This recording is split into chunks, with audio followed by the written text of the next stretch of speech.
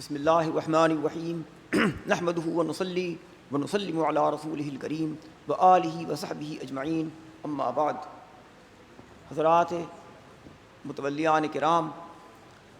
اساتذہ اعظام، طلباء عزیز و دیگر تمام معزز شرکاء جلسہ، اس مدرسے کے قیام کے دور اول کو الحمدللہ اب 119 برس پورے ہو چکے ہیں، جبکہ جناب الحاج سید شاہ وزیر علی صاحب رحمۃ اللہ علیہ نے بغیر کسی نام کے سن 1322 مطابق 1903 میں اس مدرسے کو قائم فرمایا۔ دور دوم جب حضرت مولانا الحاج سید شاہ القضا صاحب رحمۃ اللہ علیہ نے اپنے والد ماجد کی اجازت سے 1328 مطابق 1911 میں اس کو مدرسہ عالیہ فرقانیہ کے نام سے موسوم کیا، جس کو آج الحمدللہ 121 برس ہو چکے ہیں۔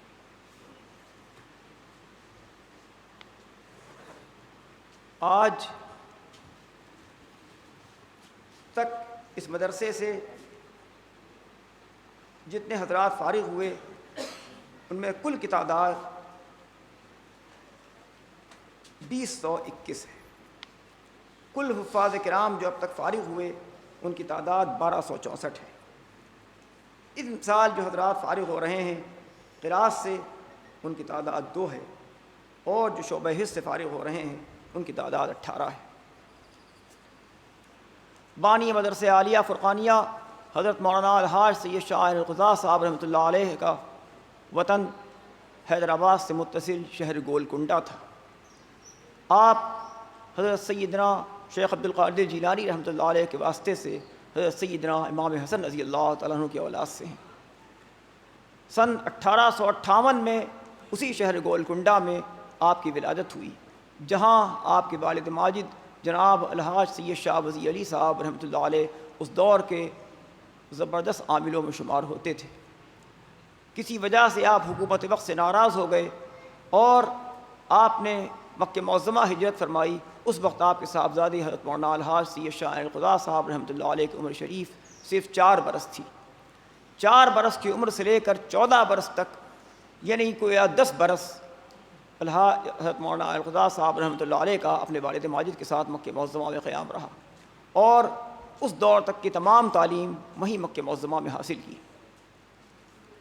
جب آپ 14 برس کے ہوئے تو والد ماجد کو خیال ہوا کہ اعلیٰ تعلیم کے لیے ہندوستان کا رخ کیا جائے، جو کہ اس وقت اکابر علماء کا مسکن تھا۔ چنانچہ بمبئی تشریف لائے، اور بمبئی میں قیام کرنے کے بعد غور فرمایا کہ کس شہر میں جائیں اور کس عالم سے صاحبزادے کو تعلیم دلوائیں۔ آپ کی نظر انتخاب شہر لکھنؤ پر آ کر ٹھہری، جہاں اس وقت حضرت مولانا ابو الحسنات محمد عبدالحی فرنگی محلی رحمۃ اللہ علیہ کا قلقلہ بلند تھا، اور ان کے درس کا دور دور شہرا تھا۔ چنانچہ آپ لکھنؤ تشریف لائے، اور سن 1293 کے بعد ہجری کے بعد کے کسی دور میں آپ نے حضرت مولانا عبدالحی صاحب رحمۃ اللہ علیہ کے حلقے میں داخلہ لیا۔ اس زمانے کے عام رواج کے مطابق ابتدائی درسیات مولانا عبدالحی صاحب کے شاگرد مولانا شاہ محمد حسین الہ آبادی سے پڑھیں۔ اس کے بعد حضرت مولانا عبدالحی صاحب رحمۃ اللہ علیہ سے کل درسیات کی تکمیل فرمائی، اور علم ادب کی تکمیل مفتی میر عباس شوستری سے کی،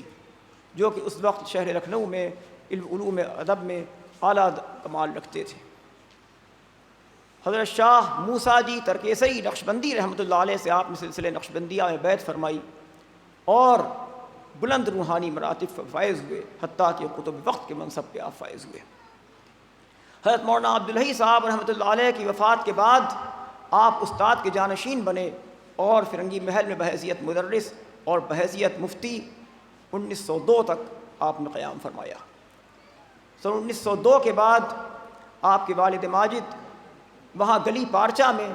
مسجد ملا امین سے متصل ایک بالا خانے پہ آپ کا قیام تھا، جو کہ حضرت مولانا عبدالحی صاحب رحمۃ اللہ علیہ کی ملکیت تھا۔ اسی میں آپ درس بھی دیتے تھے اور فتویٰ نویسی بھی فرماتے تھے۔ 1902 کے بعد آپ کے والد ماجد جناب الحاج سید شاہ وزیر علی صاحب رحمۃ اللہ علیہ نے اس محلے کٹرے میر حیدر حسین میں اس مکان کو خریدا، اور یہاں بغیر نام کے مدرسے کا آغاز فرمایا۔ جناب مولانا شاہ محمد جان صاحب بحری آبادی وغیرہ رحمۃ اللہ علیہ وغیرہ اس دور کے مایہ ناز مدرسین میں تھے۔ بعد میں جن کے صاحبزادے جناب شاہ ابو القاسم صاحب بحری آبادی رحمۃ اللہ علیہ اس مدرسے کے محتمم بھی ہوئے۔ جیسا کہ عرض کیا گیا کہ آپ کے والد ماجد نے اس مدرسے کو بغیر کسی نام کے قائم فرمایا تھا 1903 میں۔ ابتدا میں تو آپ کا حلقہ درس جاری تھا، آپ خود درس دیتے تھے، لیکن جب والد ماجد ضعیف ہو گئے تو آپ نے ان سے گزارش کی کہ آپ اس مدرسے کو اپنی نگرانی میں لے کر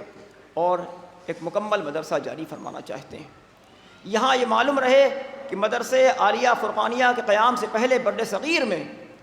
علوم تجوید و قراءت شخصیات تک محدود ہوا کرتا تھا۔ اس کے لیے علیحدہ نہ تو کوئی مدرسہ تھا نہ مدارس میں کوئی شعبہ ہوا کرتا تھا۔ اور دیکھا جائے تو بر صغیر میں آج بھی بلاد عربیہ کی طرح علوم تجوید و قراءت کو مقام نہیں ملا ہے جس کا کہ مستحق۔ علوم تجوید و قراءت کا شعبہ اکثر مدارس میں عالمیت سے الگ ہوتا ہے اور اختیاری ہوتا ہے، لیکن یہ مولانا شاہ عین القضاء صاحب رحمۃ اللہ علیہ کی ذات گرامی تھی جنہوں نے اس کمی کو محسوس فرمایا اور اس مدرسے کا آغاز فرمایا۔ اس زمانے میں جناب حضرت قاری عبد الرحمن صاحب مکی رحمۃ اللہ علیہ ہندوستان میں تازہ وارد ہوئے تھے اور بحیثیت قاری اور ایک مدرس بے انتہا مشہور تھے۔ آپ جناب قاری عبداللہ مکی کے بھی شاگرد تھے جو آپ کے بڑے بھائی تھے، جو کہ شیخ ابراہیم سعد مصری مدرس مدرسہ سہولتیہ کے شاگرد تھے۔ شیخ ابراہیم سعد مصری کے اوپر قاری عبد الرحمن مکی اور قاری عبداللہ مکی دونوں کے سلسلے تلمذ منتہی ہوتا ہے۔ وہاں سے اس فن کو لانے کے بعد حضرت قاری عبد الرحمن صاحب مکی رحمۃ اللہ علیہ نے کانپور میں حضرت مولانا احمد حسن کانپوری رحمۃ اللہ علیہ سے درس نظامی کی تکمیل فرمائی اور درس کا آغاز فرمایا۔ حضرت مولانا القضاء صاحب رحمۃ اللہ علیہ نے جب مدرسے کو قائم فرمایا تو حضرت قاری عبد الرحمن صاحب مکی رحمۃ اللہ علیہ کو اس مدرسے میں مدعو فرمایا کہ وہ تشریف لائیں اور اپنے تلامذہ کے ساتھ اس مدرسے کو تقویت دیں۔ چنانچہ وہ تشریف لائے اور اپنے ساتھ شاگردوں میں قاری عبد المالک صاحب رحمۃ اللہ علیہ کو اور دیگر اساتذہ کو لائے، جنہوں نے یہاں اور پھر آپ نے خود تلامذہ کی ایک تعداد تیار کی اور مائع ناز قرہ یہاں سے پیدا ہوئے۔ خود حضرت مولانا القضاء صاحب رحمۃ اللہ علیہ کے دور میں مائع ناز قرہ یہاں سے پیدا ہوئے۔ قاری محمد صدیق صاحب، میمن سنگھ، قاری عبد المعبود صاحب، قاری عبد المالک صاحب تو خود قاری عبداللہ مکی سے بھی شرف تلمذ رکھتے تھے۔ اس طرح آب و تاب سے مدرسہ جاری رہا اور 1911 سے لے کر جنوری 1925 تک حضرت مولانا القضاء صاحب رحمۃ اللہ علیہ کے سامنے ہی یہ مدرسہ پروان چڑھا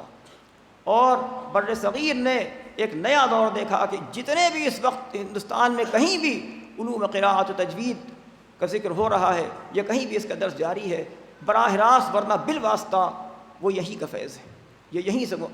وہ حضرات متاثر ہوئے ہیں۔ اس کا آغاز اسی مدرسے سے ہوا اور بیشتر کا سلسلہ تلمذ حضرت قاری عبد الرحمن صاحب مکی رحمۃ اللہ علیہ پہ پہنچتا ہے۔ جنوری سن 1925 میں اسد اللہ نجفی نام کے ایک عالم تشریف لائے اور انہوں نے حضرت مولانا کے سامنے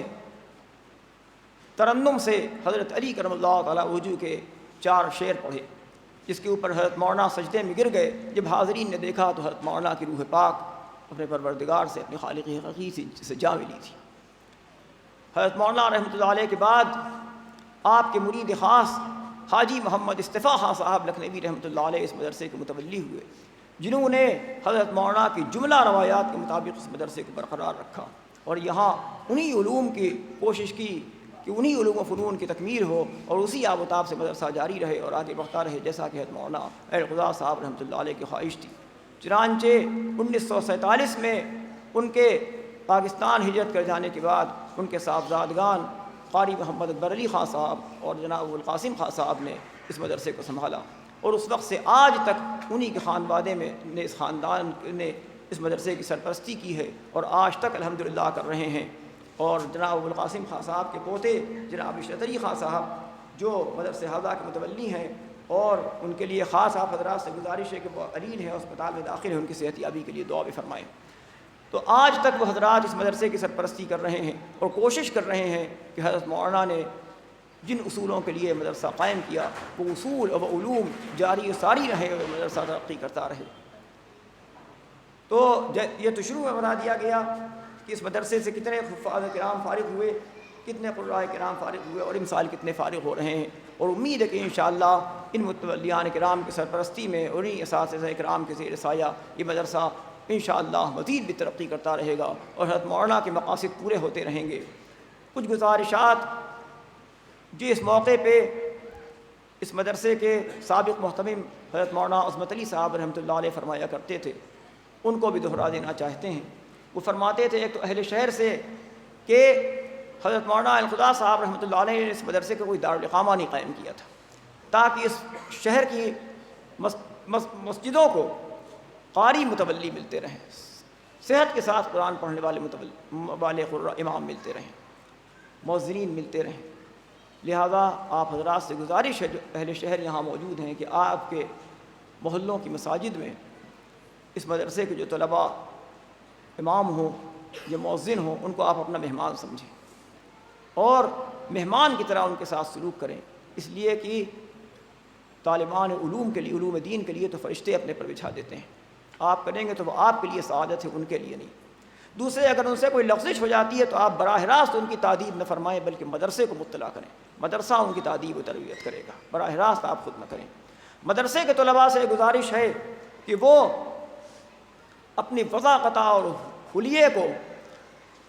ایک قاری، حافظ اور مولوی کے شایع نشان رکھیں، اس پہ شرم نہ کریں، یہ ان کے لیے فخر کی بات ہے۔ دوسرے کسی پیشے سے وابستہ لوگ اپنی وردی کے اوپر، اپنے لباس کے اوپر شرم نہیں کرتے ہیں، نہ کوئی پولیس والا، نہ کوئی وکیل، نہ کوئی ڈاکٹر۔ لہذا آپ بھی اس کو اپنے لیے شرم نہیں بلکہ فخر کا سبب سمجھیں، ہمیشہ ہر جگہ ٹوپی لگائے رکھیں، داڑھی مکمل رکھیں، لباس یہی رکھیں جو آپ اس مدرسے میں پہن کے آتے ہیں، اور یہ آخر تک رکھیں۔ آپ کی یہ شناخت جو قاری بن گئی کی ہے، یہ حافظ کی بن گئی ہے، اس کو اپنی مجبوری نہ سمجھیں بلکہ یہ سمجھیں کہ آپ نے اس کو اختیار کیا ہے۔ جو شخص اپنی بنیاد کے اوپر کھڑا ہوتا ہے اور اس پہ شرم نہیں کرتا ہے، وہ جس میدان میں بھی جائے وہ کامیاب ہوتا ہے، اور اگر اپنی بنیاد پہ اس کو شرم آ جائے تو وہ جس میدان میں بھی جائے، جو کمال اس کے ذہن میں ہو کہ ہم وہ حاصل کریں گے، اگر بنیاد مضبوط نہیں ہے تو وہ کسی کمال میں کامیاب نہیں ہو سکتا ہے۔ بس اتنی ہی باتیں تھی جو عرض کرنا تھی۔ وآخر دعوانا الحمدللہ رب العالمین۔ اب انشاءاللہ آپ لوگ اپنے جگہ بیٹھے رہیں،